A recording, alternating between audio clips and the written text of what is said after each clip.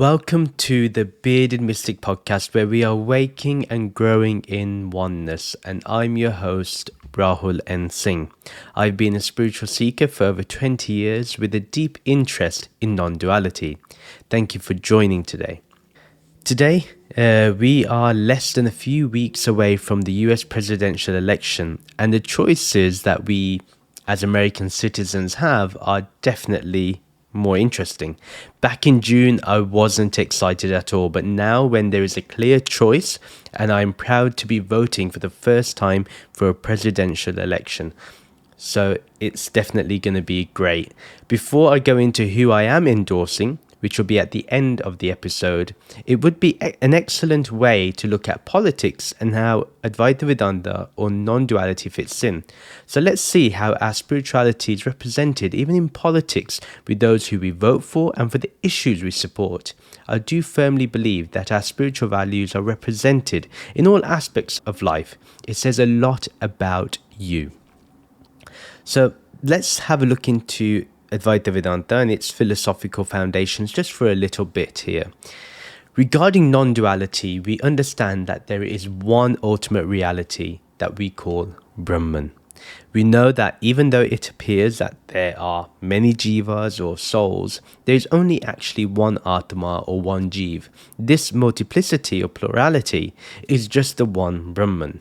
Maya, which is the veil of ignorance for the unenlightened, and just a transparent veil for the enlightened, shows many for the ignorant and only one for the wise. Therefore, politics in the view of non-duality is not about helping just the many, but the fact it is the one that is manifested as the many that my vote matters for. So my single vote that I do for myself is truly for the self of all. So in this view, I see all as the same as myself, and this gives me a broader vision and one that will not allow my intellect to shrink into narrow-mindedness. The formless awareness that is within all of us is changeless, imageless, boundless, and therefore it is beyond the constraints of political games, yet it is aware of the field that politics is played upon.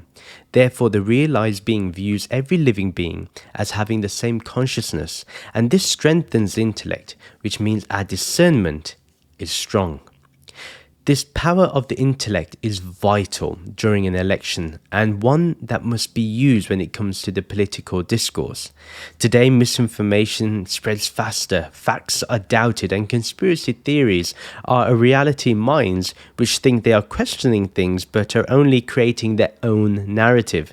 A strong intellect can discern between the truth and what is false, what is reality and what is fiction. One of the key aspects of self-realization is that the individual understands this material existence as temporary and transient. With a strong intellect, they're able to see the root of all ideas and see it as an observer rather than being personally invested in someone else's narrative. I'm confident that someone with a strong intellect will not be led down the rabbit hole of misinformation and conspiratorial thinking, nor would they fall for someone who spews so much misinformation that reality is then blurred. As shown through the history of the Mahabharata and Ramayana, the truth is always victorious. And the truth itself is like a diamond with many sides to it. It is up to us to have a mind that is free from bias and looks out for the greater good, just as Sri Krishna and Sri Ram showed us with how they dealt with their kingdoms. We are to use the lessons of our scriptures and assess whether our leaders have those qualities, or at least some of them. Does the candidate that I support value truth? Do they value humanity? Do they believe in equal opportunity? Are they looking to bring people together? Do they have strong integrity? Is love and compassion at the heart of who they are? It is not only about one-liners said at a rally, but also in the conduct and policies that they are putting forward to us as a general public. With the practice of Advaita Vedanta, which fundamentally believes in the oneness of all, the way I view policies and political leaders will be with that same vision, knowing that they are all made with the same essence. Even the other candidates I will not be voting for or supporting at all. I should not harbour any hatred for that person, but understand that it is their behaviour, conduct, policies and ideas that are being questioned through my intellect. So, that leads us to what is the ethical and philosophical foundations for governance, because ethics is essential in politics, and this is not something based on morality. Ethics are about who you are as a person. They actually represent you. We see in ancient thought that we have the 5 yamas that ask practitioners to take the path of least harm, to not lie, to not steal, to not waste energy, and to avoid possessiveness. Now let's look into this a little deeper in the context of this election. So political ideas and leaders must try to avoid causing harm at all costs, although this is inevitable that some harm will be done. Therefore, the path of least harm, or ahimsa, is an important quality for someone to have. Even in the Mahabharata and Ramayana, we know that the antagonists or the evil forces were given many chances to solve the conflicts and avoid violence, which would always be considered as the last resort. In today's time, there is no need for anyone to incite political violence of any kind, whether that is trying to stop certifying the election results or even an assassination attempt. For a healthy democracy, we need candidates who do not resolve to attack the opposition with lies, because this breeds deceit. So the candidate cannot claim the election was stolen, or worse, claim that the opposition cheated when it was their administration that was in charge, or attack the capital to stop the certification of the election results.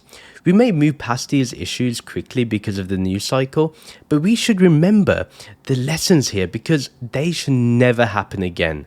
This was an apparent lack of ethics clearly here, and since one candidate and their VP did not accept the loss in 2020, this is violence and lying, which in fact, in my opinion, is a lack of ethics. One should not lie. Even if it is a half-truth, one should avoid doing this.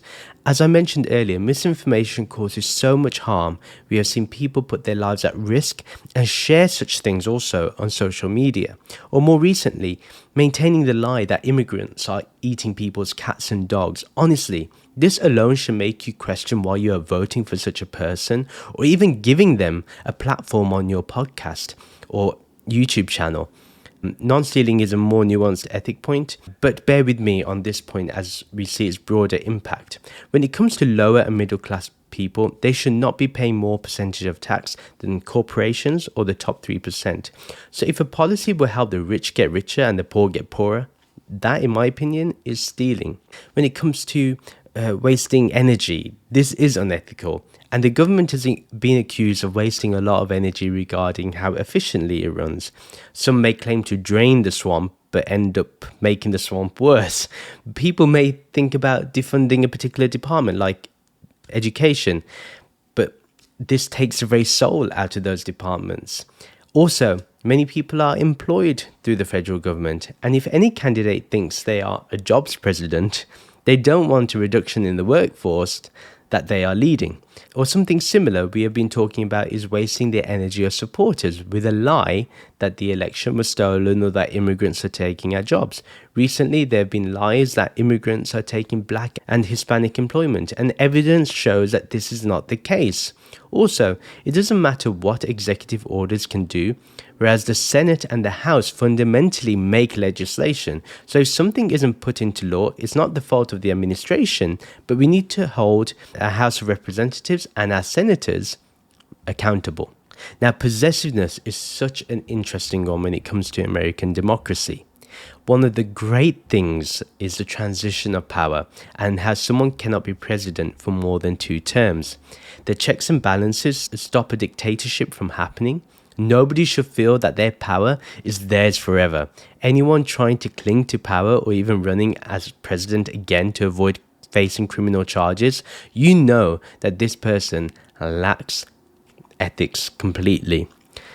So, those were the 5 yamas that we should measure every elected official with and anyone seeking our votes. We understand how important it is for any candidate running in any election, whether that's state, local, or federal, that we need to see that they have strong ethics, but also a strong sense of dharma. They must represent righteousness. They must know and represent that immigrants are humans, ensure that those with less economic advantages are given help to progress with their wealth. They will put every effort in to avert the climate crisis, respect democracy with its traditions, and that women have autonomy over their bodies. Therefore, my vote is not just for me, but it's for my son, for my nieces and nephews, and every single person in my life. The whole point of having a non-dual realization, or even having a spiritual life with compassion and understanding, is to ensure we think of the nation's and the world's best interest and the collective well-being. Suppose we remember how Sri Krishna guided Arjuna to think of the greater good, and that fighting the Kauravas was necessary because of the people that lived in the kingdom. So we need to see politicians being just as selfless. If their rallies are all about themselves and their problems, then you know they don't care about you or your needs. If a candidate talks about how they're going to make your life better, then supporting them is the best thing we can do. Fundamentally, Advaita Vedanta philosophically proposes policies that look to benefit the majority, like tax cuts for the middle and lower class, raising the minimum wage, giving women the right to control their bodies, immigration reform where humanity is at the base of it, stricter gun control, strive for better healthcare system along with more affordable prescriptions, and so on.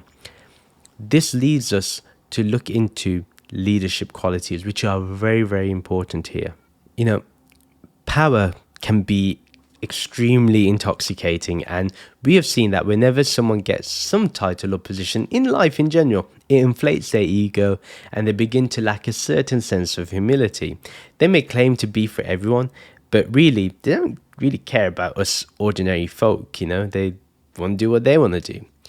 Therefore, since Advaita sees everyone as one, non-duality is likely to foster servant leadership qualities where the leaders are humble, they listen attentively to others, empathize with the public, and they put others above their own needs.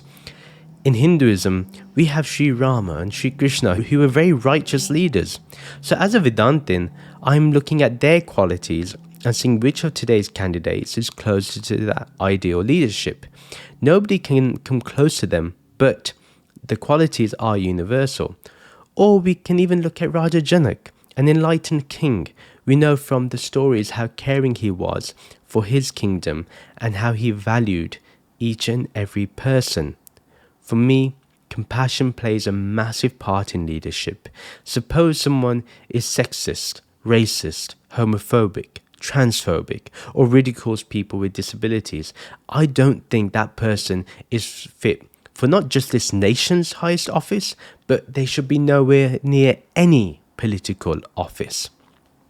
The leader needs to be able to look forward, to have a vision that inspires us, and not someone who looks back to the past as if we lived in more extraordinary times. For example, anyone who believes in this silly slogan like "Make America Great Again" does not believe America is great right now. And I don't think that's very patriotic either. For me, America was, is, and will always be great, and its greatness lies in its people. An important issue for me is abortion rights. Now, some Hindus are against abortion, and I get it. It's because in one of the Upanishads, it is said that the Jeev enters the womb before birth. However, we need to look at this holistically. First of all, this is a matter of human rights. So a woman should have full rights to choose whether she wants the baby or not. Her religion definitely can influence her and guide her, but the law does not need to make that decision for her. We also need to look at the simple issue that if a baby is born and that child grows up in poverty and suffering, then we must look at ahimsa here. We must remember our dharma is to take the path of least suffering.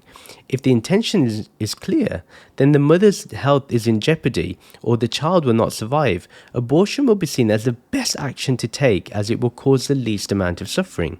Or if we are going to make women keep babies of their rapists or due to the incest, then those men should have vasectomies or castration by law, or should the father of the child help with raising the child at least monetarily? And if they cannot for whatever reason, then the state should provide that monetary value. You may disagree with me here, but this is my take. At the very least, we need leaders who will put women's health and autonomy back into the hands of women. We don't need old men in the courts or government telling women what to do. Another issue that I see so much misinformation on is how schools are making kids take gender-affirming surgeries. A new study by researchers at Harvard Chan School of Public Health found little to no utilization of gender-affirming surgeries by transgender and gender-diverse minors in the US.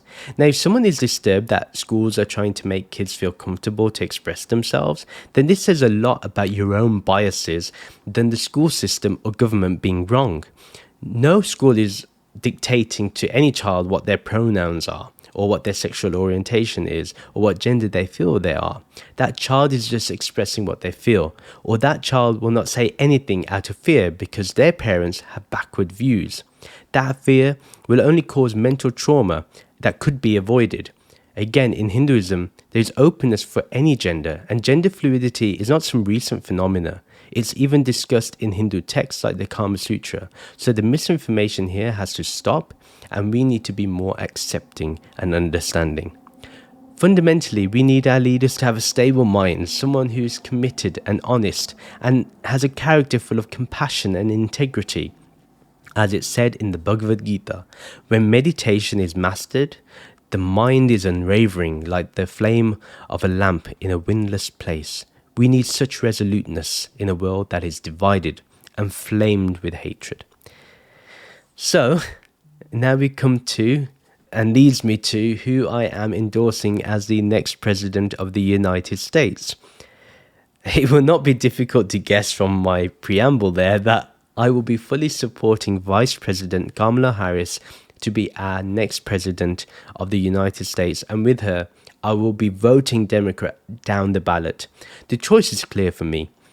She has a detailed plan to deal with the economy, maintain our democracy, address the climate crisis, improve healthcare, bring forward immigration reform, give women their right to choose, and so on. There's an 80-page document on her website, and I'm going to put that document in the video description and show notes below. Some will say she has been in the administration for the last 4 years, so why hasn't she done anything? She's the vice president, so it's President Biden that is calling the shots, and in my opinion, he's done a great job. When you compare how we are doing in the economy compared to other countries, you understand he's done a pretty decent job. Now, when President Biden needs something done by the vice president, he will ask her like he did with the border. Now, her vision for the border was forward thinking. Instead of closing the border, which would be simply putting a band-aid on the situation, she looked at investing in the economies in Central and South American nations so that migrants could settle there instead of moving towards the USA.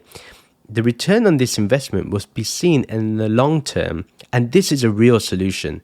It shows how she addresses the issue with a whole vision and plan instead of making a political stunt through executive orders alone, or building a wall that people can still climb over.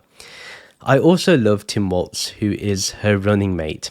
He is an excellent choice for vice president. He's relatable, speaks his mind. We have seen the great work he has done in Minnesota as well. Most of all, I feel confident that in 2029, when it comes to certifying the 2028 election, he will uphold democracy, since J.D. Vance cannot answer this question about accepting any election result. I believe that if you truly love America and its democracy, then that alone should be enough to not vote for Donald and J.D. Vance's ticket. Before we end the episode, I want to address another critical issue, which is young men and why our vote is crucial, and that voting is the most masculine thing to do right now.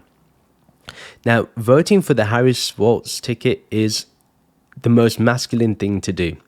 I have seen how some young men seem to think that Trump represents a strong man and exudes masculinity. And let me discuss this for a moment, because I actually disagree with that. His old school masculinity, there's a much more compassionate masculinity. Men have always been shown to be stoic and have emotional restraint. Yet we have seen countless times how Trump lacks emotional intelligence. If I had a problem, he would ignore my problem and talk about his own problems, and he will call the answer a weave. Plus, he hardly laughs, he calls people names, and has to push people to show pseudo strength. This aggressive behavior is not masculine at all. It's straight up bullying. Being masculine is about respecting others and showing empathy. Being masculine also means acknowledging our own vulnerabilities and seeking help. And we know that Trump can never admit that he has made mistakes. He constantly sees others as wrong and would fire people if they disagreed with him on any issue. Or worse, talking about his crowd sizes is easy to get under his skin. Masculinity is the ability to be vulnerable, shed a tear, have a laugh. That clearly shows intelligence. Being masculine is also about having leadership that unifies and builds consensus. We know that Trump's rhetoric has only been seen to exacerbate societal divisions and create an us versus them mentality. But we know masculinity is about valuing community, cooperation, and bridging our differences, which is why I make this point now. Some of you who I see as my friends or my family will vote for Trump, and that is perfectly fine because voting for what you support is important. But remember, Trump did say to vote on January 5th, so remember that please. An important one here is how masculinity is about being honorable, having integrity, and ethical behavior. Trump has allegations of unethical behavior. He is a convicted felon. He has been bankrupt 4 times. He has had conflicts of interest. He's even had his family work in the White House. And he just generally ignores established norms and protocols, like accepting that he lost the 2020 election. You can say what you want about Biden's policies or Obama's policies, but they represent integrity and strong ethics. Mind you, another point is that apart from Trump's tax cuts, he didn't change any of Obama's economic policies. So that economy that you enjoyed during Trump's era is all thanks to President Obama. Also, thanks to President Biden right now, due to the American Rescue Plan, the Inflation Reduction Act, the Infrastructure Investment and Jobs Act, and the Chips and Science Act, all this has increased investment in the country and increased domestic manufacturing, which Trump promised to do but did not do when he was in power. But Biden has. There's so much more that can be said about Trump, like his infidelity in marriage, his shipping off COVID test kits for Putin's personal use when the US public needed those COVID test kits because there was a shortage of them at the time. This is a man who shows the most toxic forms of masculinity, like dominance, aggression, suppression of emotions. Just look at how he treats women, especially women of color. Just watch those videos. And then watch Kamala Harris, how she speaks to white people, and note the stark differences, how there's equality in her voice, in her approach. Voting for Vice President Harris is a positive masculine choice. Kamala Harris embodies many positive aspects of modern masculinity, such as emotional intelligence, empathy, collaboration, integrity, and advocacy for equality. Her leadership style promotes inclusivity and ethical governance, reflecting a broader and more compassionate definition of masculinity, which is what we absolutely need today. And just remember, she's unifying because she's going to appoint a Republican to her cabinet. Young men should look at Tim Walz, who is a great inspiration. We need more male teachers, and can we please give a massive pay raise to our teachers? They are making tomorrow's leaders, so let's pay them appropriately for this. Tim Walz, he's a doting father, he's light-hearted and humorous, he cares about his neighbours, he displays kindness, and he's just relatable, especially with his understanding of fertility treatments, and trust me, he won't take your guns away since he owns one himself. So let's end the episode here and conclude. In all, Advaita Vedanta seeks to enrich political thought and practice by embedding deep ethical values, promoting compassionate and inclusive leadership, and advocating for policies that reflect the interconnectedness of all life. Its influence encourages a shift towards effective, honest governance, and spiritually aligned with the principles of unity and selflessness, fostering a more harmonious and equitable society. And this is what we need today. And we just need a new generation of leaders. Whether you agree or disagree with me, I am more than happy to discuss this in the comments section. And you may unfollow me from this, and I'm okay with that. But one thing, please go out and vote. Since early voting is open in most states, let's vote and make Kamala Harris our next President of the United States of America, and vote for Democrats down your ballot. Plus, I will be live on election day as the results trickle in, right here on this channel. So I shall see you on November 5th. All the best to the candidates. I wish for non-violence on all aspects. So go out and vote. Take care. Namaste.